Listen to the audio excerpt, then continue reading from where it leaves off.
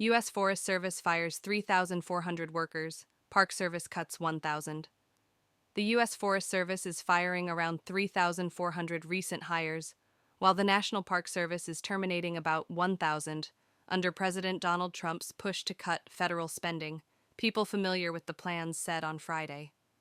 The moves, which target employees who are in their probationary period, affect stewards of sites such as the Appalachian Trail, Yellowstone, the birthplace of Martin Luther King Jr., and the Sequoia National Forest.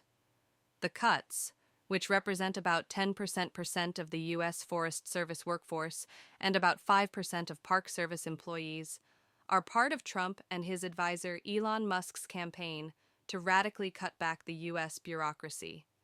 The Forest Service is excluding firefighters, law enforcement, and certain meteorologists from firings, according to Matthew Broussard, who represents the agency's workers as part of the National Federation of Federal Employees Union.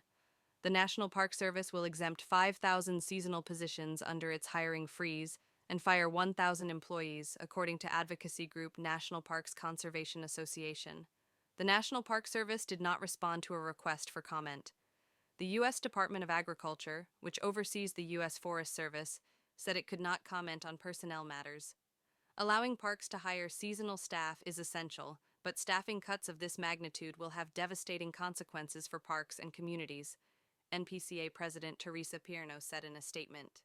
Across the federal government, some 280,000 employees out of the 2.3 million member civilian federal workforce were hired in the last 2 years, with most still on probation and easier to fire, according to government data. Around 325 million people visit national park sites each year, while some 159 million use national forests annually. Protecting the people and communities we serve, as well as the infrastructure, businesses, and resources they depend on to grow and thrive, remains a top priority for the USDA and the Forest Service. Our wildland firefighter and other public safety positions are of the utmost priority, the USDA said in a statement.